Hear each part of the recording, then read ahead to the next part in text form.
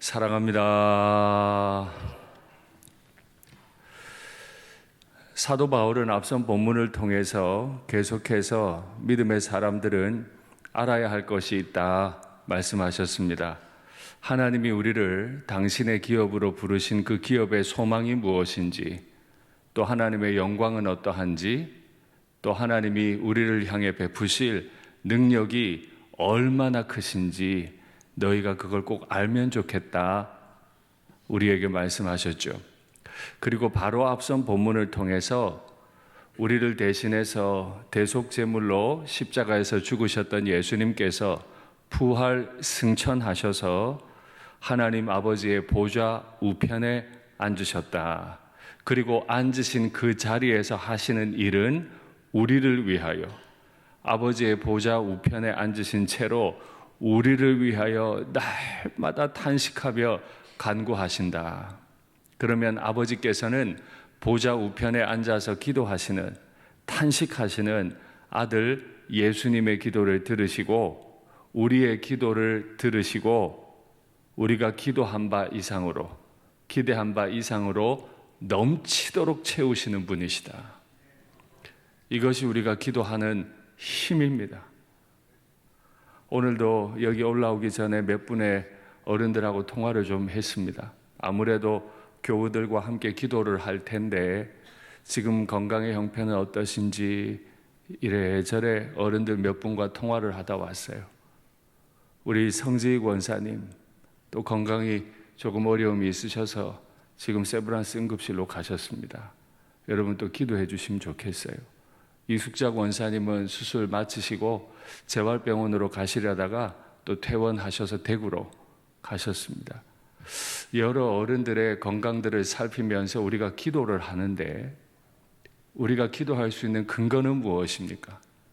우리의 기도를 하찮다 여기지 않으시고 들으실, 그리고 우리가 기도하며 기대했던 것 이상으로 넘치도록 들으실 그 사랑의 아버지를 우리가 믿기 때문 아닙니까? 우리가 그렇게 기도하는 가운데 우리는 연약한 인생이지만 마침내 만물을 충만하게 하는 교회로 우리를 부르셨다는 사실을 동의하고 또 그 사실에 존귀하게 쓰임받는 우리가 되면 좋겠습니다. 그저 내 성격 하나 버티느라고 힘들어 지치는 인생이 아니라 내 성격을 뛰어넘고 내 한계를 뛰어넘어서 만물까지도 마침내 충만하게 해버리실 우리 하나님을 기대하는 삶, 그것이 성도의 삶이라 믿습니다. 그런데 오늘 본문은 전혀 다른 어조로 시작합니다. 그는 허물과 죄로 인해 죽었던 너희를 살리셨도다. 사실은 이 구절로 시작하는 오늘 에베소서 2장은 1절부터 7절까지가 헬라어로 보면 한 문장이에요. 우리 번역으로는 굉장히 길지만 사실은 헬라어로 보면 한 문장이에요. 그건 무슨 말이냐 하면 중요한 단어들 주변으로 수식하는 말들이 그렇게 많다는 거예요. 하고 싶은 말이, 강조하고 싶은 말이 그렇게 많다는 뜻이에요.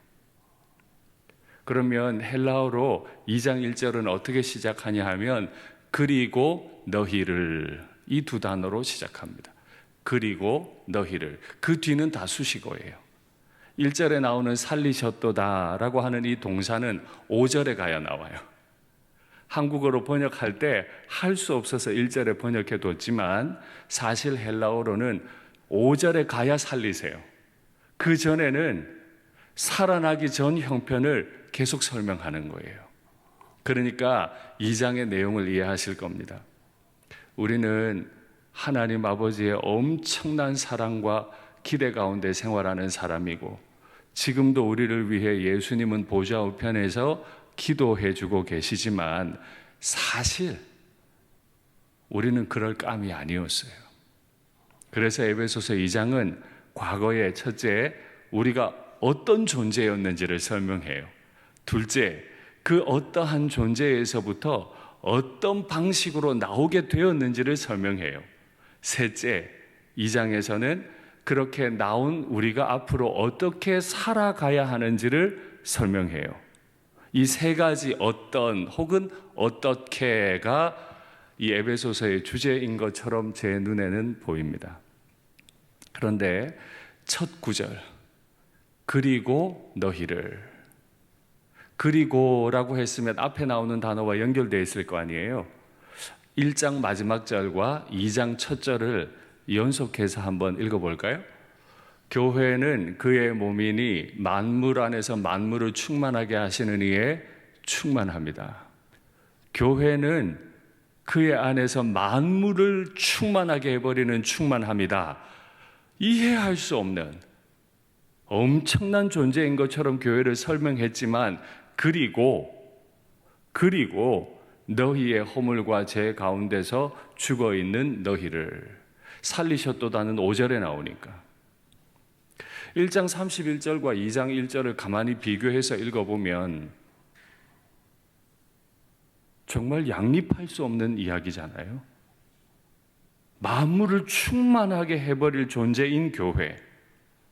그런데 바로 직전까지 우리는 허물과 죄로 인해 죽었는데 그 허물과 죄는 누구의 것이었어요? 너희의 허물과 죄로 죽었던. 현재 우리는 만물을 충만하게 하는 존재인데 바로 직전까지 우리는 내 허물과 내 죄로 인해 죽었었다. 근데 이거를 접속사로 연결하기를 그러나, 그런데 아니고 그리고. 교회는 만물을 충만하게 할 존재임을 반드시 기억해야 합니다. 그러나 교회는 또 하나를 기억해야 돼요. 그리고로 연결되어 있는 바로 우리의 과거입니다. 신앙생활을 오래 하고 담임 목사쯤 되고 나면 담임 목사 된 지 몇 년이 되고 수적인 변화들이 긍정적인 방향으로 나타나기 시작하면 나의 과거를 잊기 쉽죠. 성도들도 마찬가지죠.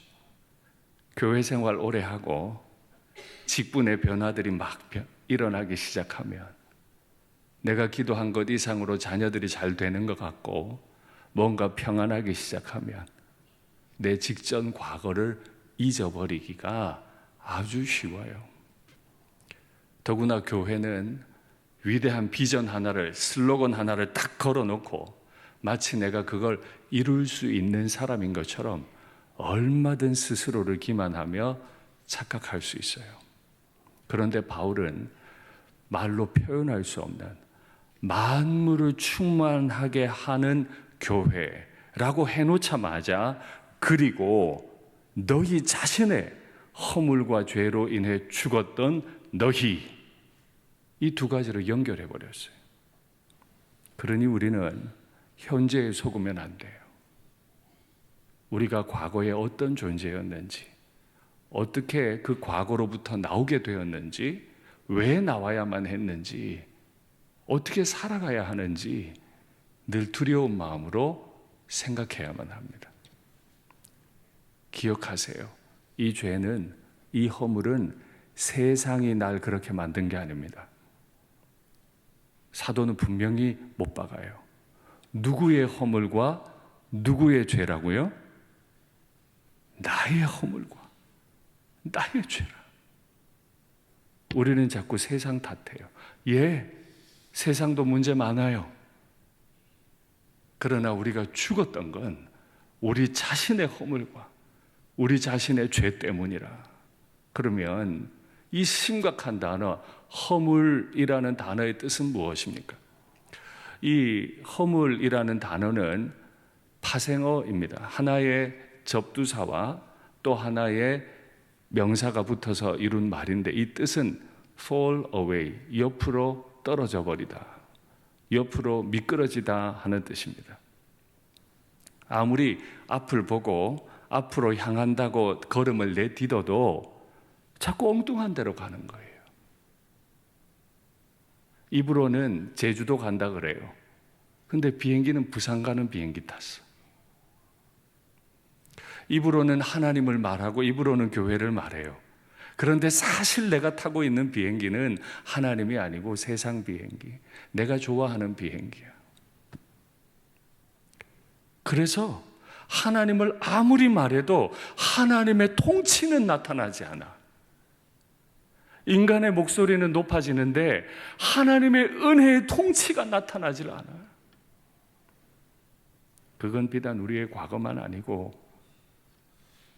우리의 현재일 수도 있습니다. 정말 우리 교회는 하나님의 통치가 나타나고 있습니까? 아니면 내 목소리가 나타납니까? 내 뜻이 아니면 안 되고 내 뜻이 아니면 모든 게 불의가 됩니까? 바로 이거예요. 바로 가고 싶어요. 그런데 결과는 fall away. 미끄러져 나가버려요. 근데 그걸 누가 했다고요? 내가 그런다고요. 내가. 늘 하나님 바라보고 천국 바라보지만 사실 내가 말만 하면, 내가 행동만 하면 나는 전혀 엉뚱한 데 자꾸 가 있다. 두 번째, 우리가 죽게 된 이유는 나 자신의 죄 때문이라.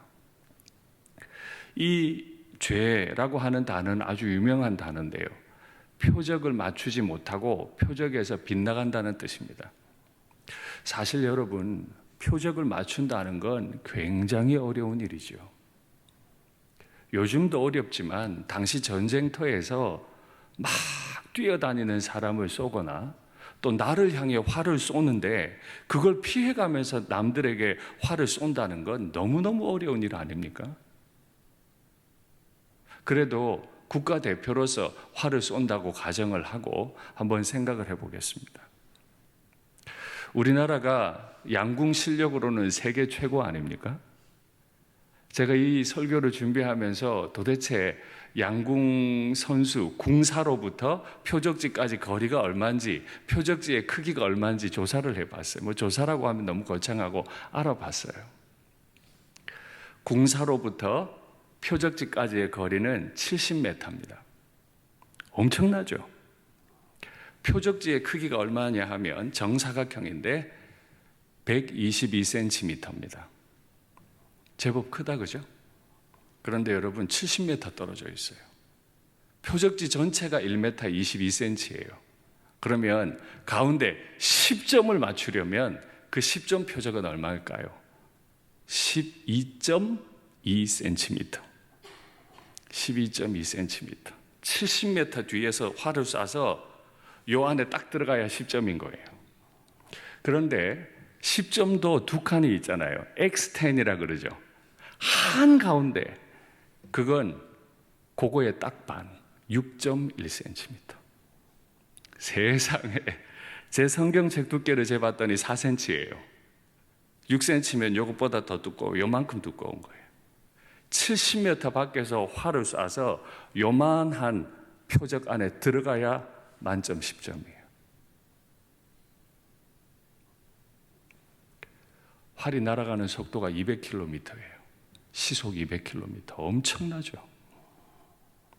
엄청나게 빨리 날아가는 이 화살을 정확하게 조준해서 10점을 맞춘다. 이건 우리나라 선수니까 가능한 거예요. 세계 최고니까 가능해요. 일반인들은 쏴도 70m 날리지도 못할걸요. 날아간다 해도 122cm 안에 못 들어갈 거예요.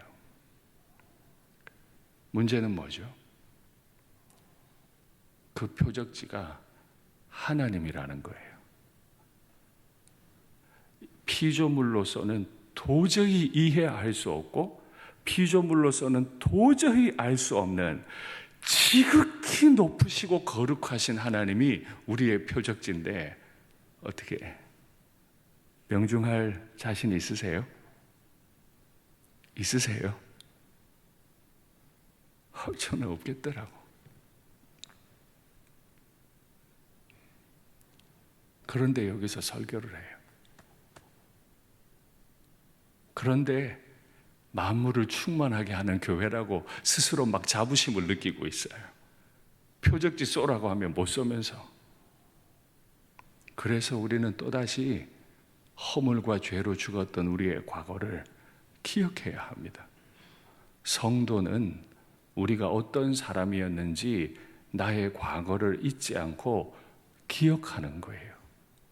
교회는 지금 어떤 슬로건을 가지고 있든 수치상 어떤 통계를 가지고 있든 관계없이 우리의 바로 직전 과거가 어떠했는지를 기억하는 게 교회란 말이죠. 우린 그렇게 모자라요. 모자랄 뿐 아니라 do wrong, 잘못된 걸 자꾸 행해요. 이 죄라고 하는 단어의 뜻 중에 악을 행한다 하는 뜻도 있습니다.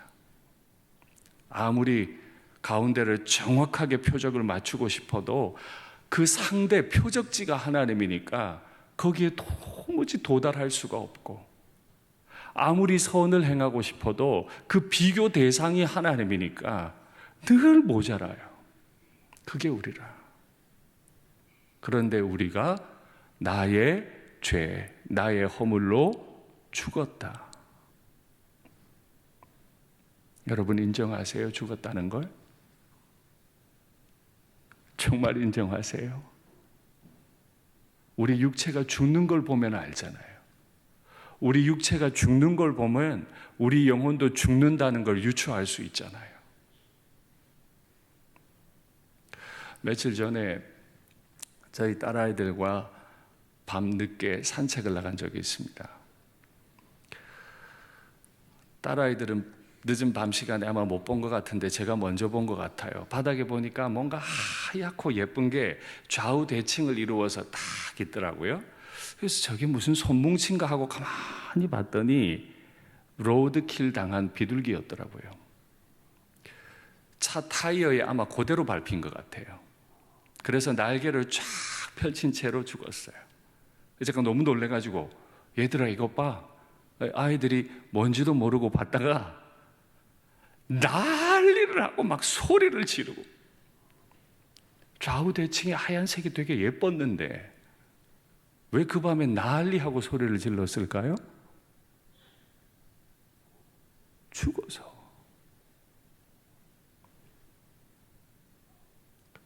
되게 예뻐 보여요. 뭔가 하는 듯 보여요. 목사가 뭔가 사역 열심히 하는 것 같고 교회가 대단한 사역을 하는 것처럼 자꾸 보여요. 겉으로는 그렇게 보여요. 그런데 문제는 누가 다가가서 소리를 질러도 그 죽은 비둘기는 움직이지 못해요. 그게 우리였다고요. 겉으로는 좌우대칭 하얀색 예쁘게 모습을 가지고 있지만 그 누가 와도 꿈쩍할 수 없는 상태. 너희의 허물과 죄로 죽었던 너희를. 그게 우리라. 죽으면 어떤 상태까지 가는지 한번 확인할까요? 리비우스라고 하는 로마 최고의 역사가가 있습니다. 이 리비우스라는 역사가가 자신의 조국, 자신의 민족 로마의 역사를 기록했는데 그 책에 이렇게 말이 나와요. 탐욕과 사치에 그토록 최후까지 물들었던 민족은 없으며. 우리나라 건국 이래 이 수많은 역사들, 자랑스러운 역사도 있고 자랑스럽지 않은 역사도 있는데 누군가가 저런 식으로 대한민국, 조선, 고려, 삼국시대의 역사를 기록한다면 우리는 그를 용납하지 않으려 할 겁니다. 네가 뭔데 이 나라를 이렇게 판단하는데? 이럴 거예요. 근데 최고의 로마 역사가가 자신의 나라에 대해 기록할 때 역사상 이렇게 타락한 나라는 없었다. 그런데 되게 역설적이죠. 우리가 알기로 로마는 법이 최고인 나라 아닙니까? 2000년 전 그 로마법이 지금도 현대법의 근간을 이루고 있잖아요. 로마의 기술은 얼마나 대단했는지요. 300km 밖에 이 수원지에서 물을 로마시까지 보내잖아요. 근데 그거 아시죠? 물의 각도가 너무 평평하면 속도가 느려져서 세균이 번식해서 그 물 못 써요. 각도가 너무 세면 물이 너무 빠르게 쏟아부어져서 물을 다 담아내지도 못해요. 가장 적절한 각도로 300km를 물을 옮겨가야 돼요. 이건 현대 기술로도 얼마나 어렵겠습니까? 대단한 기술이 있고 엄청난 법을 가졌지만 당시를 살아가던 학자의 눈에 로마라고 하는 나라는 더 이상 타락할 수 없는 나라였습니다. 담임 목사라는 직함을 가지고 있고 교회의 중직자라고 하는 직함을 가지고 있고 90년 역사라고 하는 빛나는 역사를 가지고 있으나 혹 누군가 우리를 향해 이보다 더 악할 수는 없어 말할 수 있지 않을까요? 적어도 바로 직전까지 우리는 그런 모습이었다. 리비우스가 한 말을 하나 더 보죠. 부는 로마인들에게 허영을 가져다 주었다. 전쟁을 엄청 해서 지중해 전체를 제패해 버렸잖아요. 거기서 오는 엄청난 재물들이 많을 거 아니에요. 그 엄청난 부가 로마인들에게는 허영을 갖다 줬어요. 쾌락의 번성은 사치와 방탕에 의해 한 민족과 국가를 황폐화시킬 수도 있는 욕망을 가져다 주었다. 모든 재정과 모든 기술이 그들의 향락을 위해 발전해 가고 있었다. 조금 더 쾌락을 느끼기에 좋도록, 조금 더 욕망을 채우기에 좋도록 모든 게 발전해 가고 있었다. 이건 기독교인이 한 말이 아니라 로마인이 자신의 나라에 대해 2000년 전 동시대에 기록한 얘기예요. 어쩌면 우리보다 저 리비우스가 자신에 대해, 자신의 형편에 대해, 자신의 나라에 대해 더 정직했는지도 모르죠. 그럼 우리는요?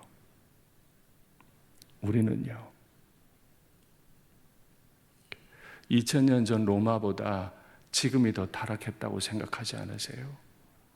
안타깝게도 2000년 전 로마 제국 전체 가운데 가장 타락한 도시 하나를 꼽으라면 역사가들은 에베소를 뽑았어요. 가장 변태적인 도시였거든요.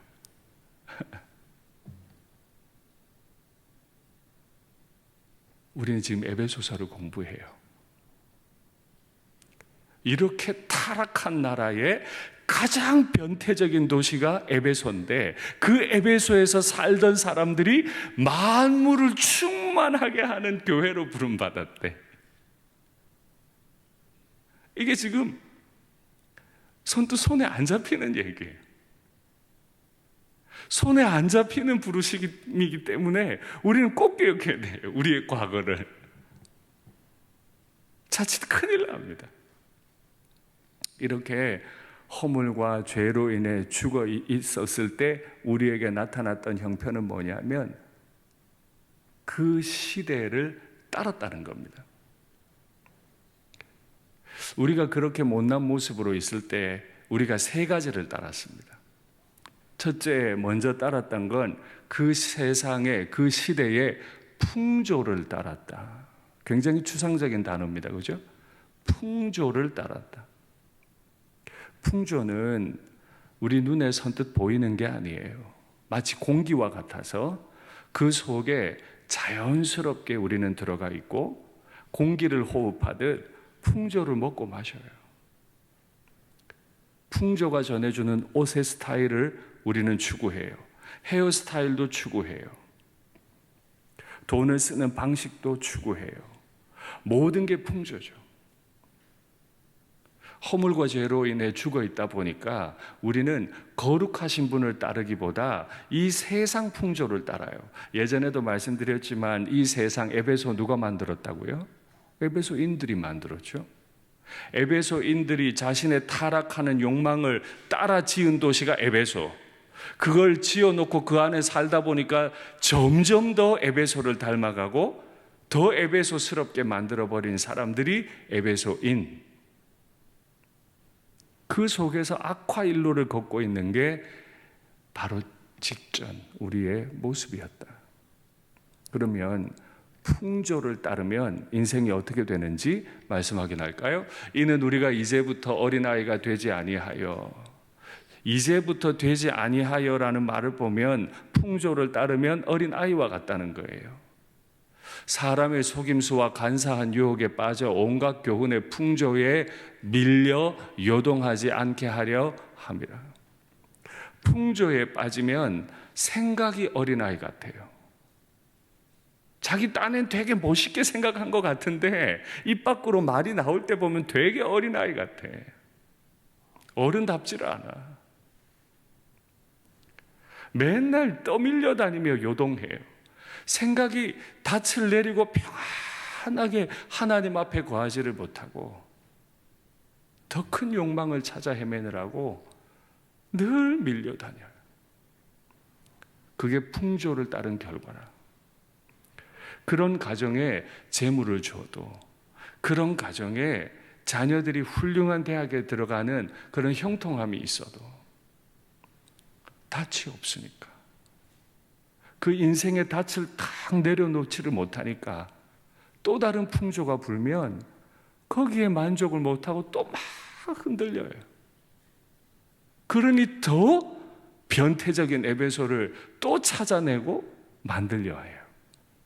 이게 남의 나라 얘기가 아니고 에베소 교인의 바로 한 절 앞의 모습이었다. 그렇게 이해하시면 돼요. 풍조를 따랐을 뿐만 아니라 두 번째, 공중의 권세 잡은 자를 따랐다. 공중의 권세 잡은 자는 길게 설명한 거고요. 우리가 이해하면 되죠. 우리가 숨쉬는 공기마저도 다 주관하고 있는 자. 그 공중의 권세 잡은 자. 영적인 세계를 꽉 붙잡고 마음대로 좌우지하는 존재. 마귀를 따랐다는 거예요, 우리는. 근데 그 마귀 앞에 붙은 수식어는 지금도 불순종의 아들들 가운데 역사하는 영이라. 마귀를 따르면 그의 인생의 특징은 불순종합니다. 어떤 이유를 대든 불순종해요. 하나님께 불순종하고 하나님의 사람들에게 불순종해요. 묻겠습니다. 순종하십니까? 하나님이 뭐라고 하든 내 뜻을 관철시키는 게 우선입니까? 제가 지난주에도 여쭈었죠. 하나님께 물어보셨냐고. 욱 하기 전에, 뭔가 말 한마디 툭 내뱉기 전에 이거죠! 라고 말하기 전에 하나님께 물어보셨냐고. 그래야 만물을 충만하게 하는 자 안에서 만물을 충만하게 하죠. 만물을 충만하게 하는 자 안에 있지도 않으면서 만물을 충만하게 한다. 어떻게 해요? 그래서 성도는 늘 하나님께 묻는 사람이라. 아침에 큐티 하셨어요? 기도하셨어요? 정말 치열하게 하나님 아버지의 뜻을 물어보셨어요? 이것이 진짜 하나님의 뜻인지 아닌지 물어보셨어요?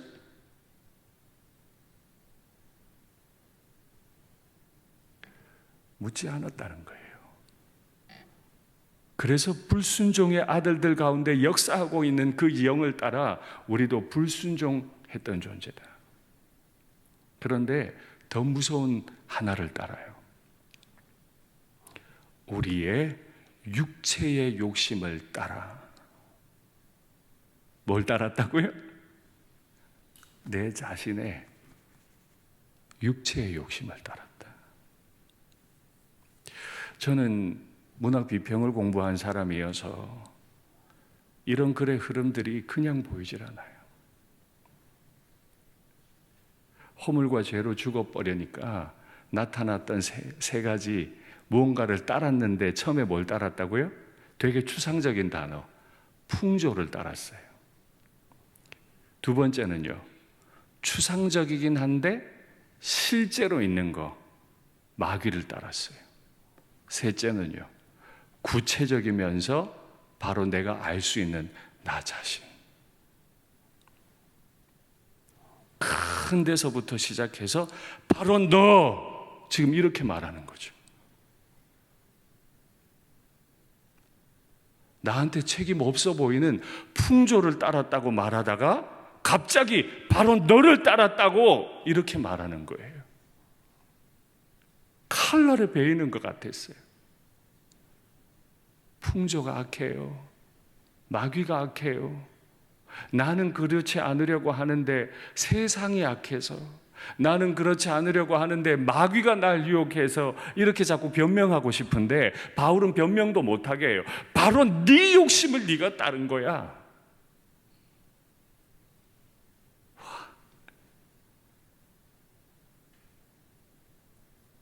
바로 직전까지.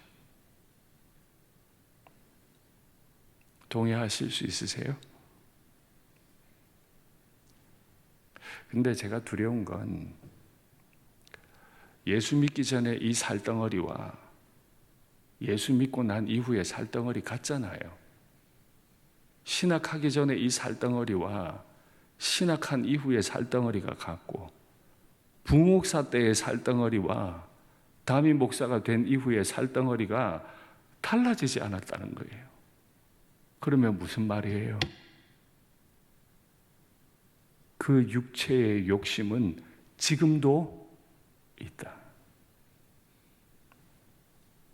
없다 말하지 마세요. 없다고 생각하지 마세요. 내 안에도 그 욕심이 있고 여러분들 안에도 육체의 욕심이 있어요. 멋진 양복으로 넥타이로 가리고는 있어요. 직분으로 가리고는 있어요. 멋진 언변으로 가리고는 있으나 살이 안 변했는데요. 없어지지 않아요. 늘 내 안에 그 문제는 다리를 들고 있어요. 언제든 튀어나와요. 그래서 성도는 우리의 그 어려웠던 과거를 반드시 기억하는 사람이어야 합니다. 제가 늘 슬로건을 잡아도 이건 지금 여기가 아니네요. 경외, 이런 추상적인 단어를 자꾸 세우잖아요. 몇 개의 선교지를 개척하고 이런 거 잘 안 하잖아요. 그죠? 여러 가지 이유가 있는데요. 그 슬로건이 우리 교회의 현재가 아니에요. 그 슬로건 만들어낸다고 그게 나의 수준인 게 아니에요. 우린 그런 거 필요 없어요. 그건 하나님이 우리 공동체를 이끌어 가실 문제고, 우리는 우리의 과거를 자꾸 기억해야 돼요. 그래서 현재 내가 어떻게 해야 하나, 그 아버지 앞에 내가 어떻게 해야 하나, 이것만 자꾸 물으시면 돼요. 그러면 내가 계획을 세우지 않아도 내가 기도한 것, 기대한 것보다 더 넘치도록 능히 하실 분이 계심을 믿습니다. 이렇게 세 가지를 따르다가 우리에게 한 가지 낙인이 찍혔어요. 엄청난 말이죠. 본질상 진노의 자녀. 이렇게 표현해 놓으니까 되게 남 얘기 같은데요. 본질상 진노의 자녀라고요. 우리는 원래 태생이 진노받도록 태어난 자녀라고요. 원래 태생이 말하는 게 진노받기 적합하고 행동하는 게 진노받기 적합한 인생이라. 돈으로 다 가리고 있는 것뿐, 옷으로 가리고 있고 직분으로 가리고 있는 것뿐, 우리는 그냥 태생이 본질상 진노의 자녀라. 여러분, 이 단어가 무섭지 않습니까? 자녀인데 부모가 이 자녀를 바라보는데 이쁘잖아요. 저만 그래요? 표정을 보니까 자녀들이 안 이쁘신 모양인데, 저한테는 제 딸들은 복받아 마땅한데, 여러분들 자녀는 어떠세요? 본질상 진노의 자녀입니까? 근데 성경이 기록할 때 본질상 진노의 자녀라, 이런 말이 성립 가능합니까? 저한테 있는 세 딸이 태생이 진노받기에 합당한 태생이라, 그런 자식을 왜 낳아? 어느 부모 눈에 어느 자식이 그렇게 보일까요? 이건 적어도 인간이 표현할 수 있는 최고의 모순어법 아닙니까? 자식은 다 이쁜 건데 자식을 보고 하는 소리가 니는 태생이 저주받을 태생이야, 이것보다 더 악한 욕은 없잖아요. 근데 우리가 그렇다고요. 우리가 그랬다고요. 이 심각한 이야기 아닙니까? 이걸 기억해야 한다고요. 그래야 성도라고요. 그러면 본질상 진노의 자녀가 어떻게 행동하는지, 어릴 때 자녀 시절일 때부터 어떻게 행동하는지 로마 시대 이야기로 다시 돌아갈 건데요. 로마에 참 시를 잘 쓰던 호라티우스라고 하는 사람이 있었어요. 이 사람이 쓴 시를 한번 확인하시죠. 죄악 속에 무르익은 나이가, 지금 이 글 바로 앞에는 남자들에 대한 이야기를 하고 지금 이제 여성에게로 왔습니다. 여성은 아무래도 더 순결하잖아요. 근데 죄악 속에 무르익은 나이가 첫 번째 순결한 결혼과 가정 그리고 자녀를 더럽힌다. 지금 결혼을 하기 전에 이미 죄악 속에 무르익어 버렸어요. 자녀인데, 내 밑에 있는 내 딸인데 얘가 시집 가기 전에 이미 죄악 속에 무르익어 버렸어요. 여러분, 무르익었다는 표현을 아시죠? 시집 가기도 전에 내 딸이 내 밑에 있었는데 죄로 충만해져 버렸어. 이건 지금 교인이 한 말이 아니에요. 로마의 시인이 한 말이에요. 그렇게 죄악에 무르익어서 시집을 가더니 결혼을 파탄내고 가정과 자녀를 더럽히더라. 그리하여 땅과 사람에게 험난한 재앙의 홍수가 내린다. 일찍이 음란한 사랑으로 육체와 영혼을 단련시킨다.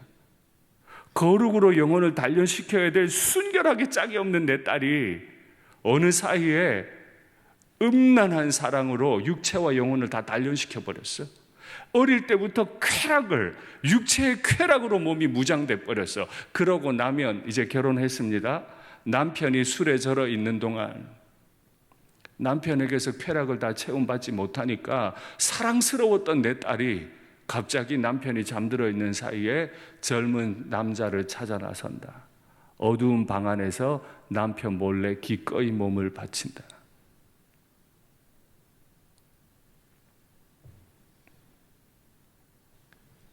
이게 본질상 진노의 자녀라는 말을 잘 설명한 식구인 것 같아서 여러분들에게 소개하는 겁니다.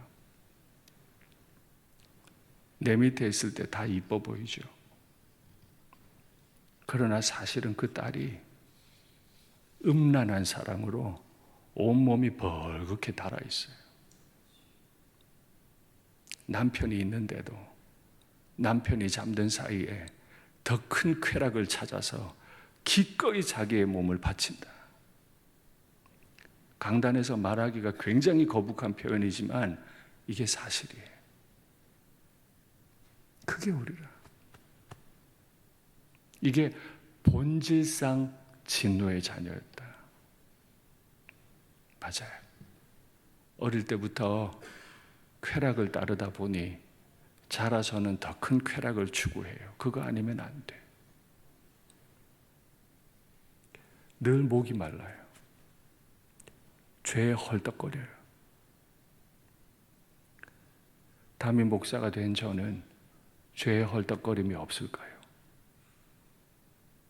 여기 나와 계신 여러분들은 죄로 인한 헐떡거림이 완전히 사라졌습니까? 시기도, 질투도, 분냄도, 당지음도, 미움도, 음욕도, 무력도 완전히 다 사라졌습니까? 그렇습니까? 아닐 겁니다. 그래서 우리는 본질상 진노의 자녀였고, 그래서 주께서는 당신이 대신 죽어서 나를 살리셔야만 했죠. 귀하게 낳은 내 딸이 음욕에 헐떡거리고 있는 걸 못 보겠으니까, 내 딸이 또 이 밤에 뛰쳐나가는 걸 도저히 못 보겠으니까 아비가 대신 죽어서 그 죄를 갚아버리고 딸을 그 피로 새롭게 한 거 아닙니까? 그래서 우리는 성도라고 하는 이름을 얻은 거예요. 이걸 모르면 십자가 은혜도 몰라요.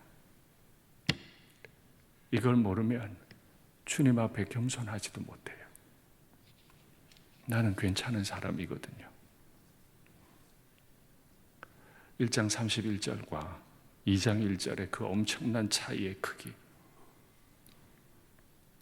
만물을 충만하게 하는 교회, 그러나 사실은 말도 안 되는 본질상 진노의 자녀였던 나의 어제, 이 둘 사이에서 늘 고민하고 아파하고 좌절하고 넘어지고 견딜 수 없어서 하늘 아버지를 향해 날 좀 도와달라고 손들고 기도하면 내가 기도하는 것, 내가 기대한 것 이상의 능력을 베풀어서 날 또 사용하실 분, 그분만 사모하게 하는 게 성령 하나님께서 하시는 일인 줄 믿습니다. 말씀을 맺겠습니다. 우리는 본질상 진노의 자녀라고 하는 이 말도 안 되는 엄청난 모순 가운데 살다가 만물을 충만하게 하시는 자의 충만함 그 자체로 부름받았습니다. 가장 악한 존재로 있다, 가장 거룩한 존재로 부름받았기 때문에 우리는 이 사이에서 날마다 갈등합니다. 내 육체의 욕심을 이루고 싶은 마음과 만물을 충만하게 해내고 싶은 이 마음 사이에서 끊임없이 충돌하고 갈등하는데, 성도라면